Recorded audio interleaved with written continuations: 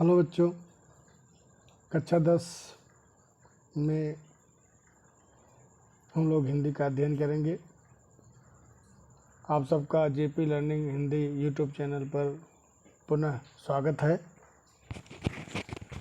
बच्चों, हम लोग कक्षा 10 के काव्य खंड में दूसरे पाठ का अध्ययन कर रहे हैं, जिसमें हम लोगों ने धनुष भंग का अध्ययन पार्ट 1 पार्ट 2 में किया। अब मैं पार्ट 3 में वन पथ पर शीर्षक पाठ का अध्ययन करेंगे। आइए देरी न करते हुए हम लोग पाठ पर ध्यान देते हैं। आप लोग भी किताब ले लीजिए या फिर मोबाइल की स्क्रीन पर ही देखिए ध्यानपूर्वक। पुरते निकसी रघुबीर बधु धरि धीर दये मग में डगद्वय झलकी भरी भाल कनी जल की पुट सूख गए मधुराधर वे फिर बूझती हैं चलनो अब केतिक पण कुटी करियों कुत है तिय की लखिया तुरता पिय की अखियां अति चारु चली जल चुए। उसमें देखिए, डग माने डग भरते हुए, मग माने रास्ता, मग माने रास्ता, कनी भाल माने मस्तक, कनी माने कड़, पुट माने होंठ, होंठ। तो अब इसमें उस समय का वर्णन किया गया है कि जब श्री राम पत्नी सीता और लक्ष्मण के साथ वन को जा रहे हैं, तो सीता की जो मनोदशा होती है उसी का वर्णन इसमें किया गया है। तो तुलसीदास जी कहते हैं कि पुरते निकसी रघुबीर बधु धरि धीर दये मग में डगद्वय। तुलसीदास जी कहते हैं कि रघुवीर श्री राम की पत्नी सीता जी पूर्व नगर से निकलकर धैर्य धारण करके रास्ते में दो डग ही चलती हैं, 2 कदम ही चलती हैं, तो झलकी भरी भाल कनी जल की, तो उनके मस्तक पर, भाल माने मस्तक, उनके मस्तक पर जल के कण झलकने लगे, जल के कण दिखाई देने लगे और पुट सूख गए मधुर, और उनके मधुर होठों के जो पुट हैं वह सूख गए। फिर बूझती हैं चलनो अब केतिक पण कुटी करी हों कि तुम्हें, फिर व्याकुल हो जाती हैं और पूछती हैं कि चलनो अब केतिक, अभी कितना और चलना है, पण कुटी करी हों कि तुम्हें, और कहाँ पर पण कुटी बनाएंगे। तिय की लखिया तुरता पिय की अखियां अति चारु चली जल चुए। तो पत्नी की व्याकुलता को देख करके प्रीतम श्री राम की आंखों में आंसू निकलने लगे। अब दूसरा देखिए, जल को गए हैं लखन लरिका परिखों पिए छाह घरी कह ठाढ़े पोछि पसेऊं बयारी करऊं और पाए पखारियों बो भोरी ठाढ़े तुलसी रघुवीर प्रियाश्रम जान के बैठी विलम्ब लव कंटक काढ़े जानकी ना को नेह लख्यो पुल को तनु बारी बिलोचन बाढ़े।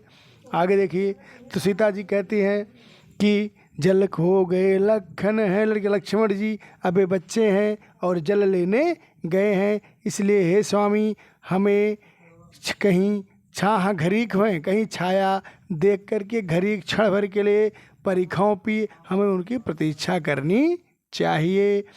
उसी दौरान पोछ पसे यूँ बयारी करो, उसी दौरान मैं आपका पसीना पोंछ दूंगी, आपको हवा कर दूंगी, और पाए पखारी हो भूभूरी टारे भूभूरी, धूल से जले, गर्म धूल से जले हुए, गर्म धूल से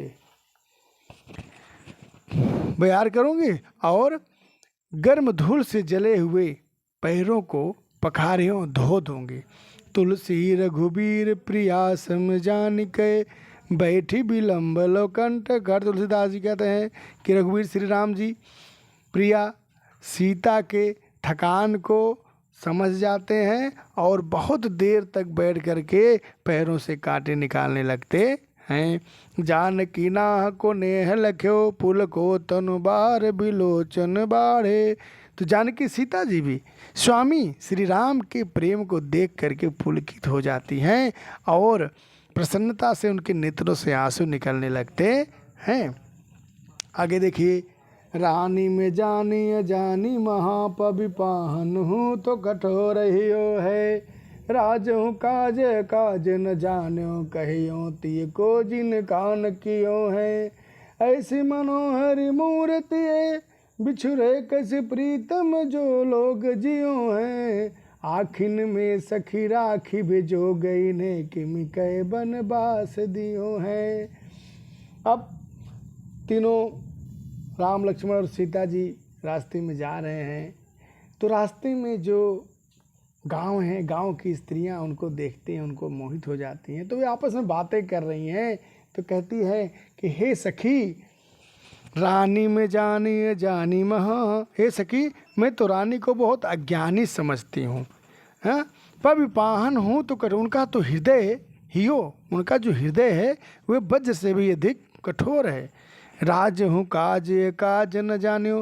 राजा हूँ, राजा भी काज अकाज को नहीं जानता। राजा भी क्या अच्छा है क्या बुरा है इसको नहीं समझते हैं। कहियो तिय को तीन कजिन का, जिन्होंने पत्नी के कहने पर कान दिए हैं, जो कि पत्नी के कहने को मान रहे हैं।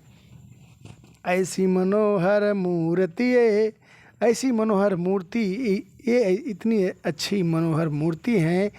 इन बिछुरे कैसे प्रीतम लोग जियो हैं। इनसे बिछुड़ करके इनसे प्रेम करने वाले लोग कैसे जी रहे होंगे। आखिन में सखी राखी बीजोगे, तो आँखों में बसाने योग्य हैं, इन्हें वनवास कैसे दे दिए हैं। यही आपस में स्त्रियां बातें कर रही हैं। आगे देखिए, शीस जटा उर बाहु विशाल बिलोचन लाल तिरछी सी भवें। तून सरासन बान धरे तुलसी बन मार्ग में सुठी सौ है। सादर बारही बार सुभाए चितय तुम त्यों हमरो मन मोहे। पूछती ग्राम बधू सिय सो को सांवरे से सखी रावरे को है। जैसे गांव में कुछ स्त्रियां होती हैं, वो बड़ी बातों नहीं होती हैं, वे रास्ता चलते हुए व्यवहार बना लेती हैं। तो वैसे ही गांव की कुछ बहुएं हैं जो सीता जी से चलते चलते उनसे व्यवहार बनाती हैं और उनसे पूछती हैं कि सी से जटा उर बाहु विशाल, सिर पर जटा है, हाँ उर बाहु विशाल, हृदय विशाल है, भुजाएं विशाल हैं, बिलोचन लाल, लाल लाल नेत्र है, तिरछी सी भवें और भवें तिरछी हैं। तून सरासन बाण धरे, धनुष और बाण तरकस को धारण किए हुए हैं। तुलसी बन मार्ग में सुठसो है, वर मार्ग में बहुत ही सुशोभित हो रहे हैं। सादर बारही बार सुभाए चितै तुम त्यों हमरो मन मोह है। वे बार बार आदर सहित आपकी ओर देख रहे हैं और ऐसा करते हुए हमारे मन को मोह ले रहे हैं। पूछती ग्राम बधू सिय सो कहो सांवर से सखी रावरे को है। तो गांव की एक बहू सीता जी से पूछती है कि हे सखी, जो सांवले से हैं वे आपके कौन हैं। आगे देखिए, सुन सुंदर बैन सुधारस साने, सयानी है जानकी जानी भली। तिरछे करी नयन दसैन तिने, समुझाई कछु मुस्काई चली। तुलसी तेहि अवसर सो है सभे, अवलोकति लोचन लाहुअली। अनुराग तड़ाग में भान उदय, बिगसी मनो मंजुल कंज कली। अब आगे वर्णन कर रहे हैं तुलसीदास जी, क्या सुन सुंदर बैन सुधारस साने। सीता जी सुन सुंदर बैन सुधा रसाने, उनके अमृत रस से सने हुए सुंदर वचनों को सुन करके चतुर जानकी उनके आशय को समझ जाती हैं कि क्या जानना चाहती हैं। तिरछे करि नयन दय सैन तिन्हें, तो वे अपने नेत्रों को तिरछा करके इशारा देते हुए उनको समझा करके मुस्कराते हुए आगे बढ़ गईं। तुलसी तेहि अवसर सो है सबे, अवलोकत लोचन आहो। तुलसीदास जी कहते हैं कि उस अवसर को देखते हुए सभी लोगों के नेत्र उसका लाभ ले रहे थे, नेत्र रूपी भंवरे उसका लाभ ले रहे थे। उस अवसर जब सीता जी तिरछे करके उनको इशारा करके समझा करके आगे जाती हैं, तो उस अवसर पर सब लोगों के नेत्र रूपी जो भंवरे हैं उसका लाभ ले रहे थे। अनुराग तड़ाग में भानु उदय, जैसे कि प्रेम रूपी तालाब में सूर्य के उदय होने पर बिकसी मनो मंजुल कंज कली, मानो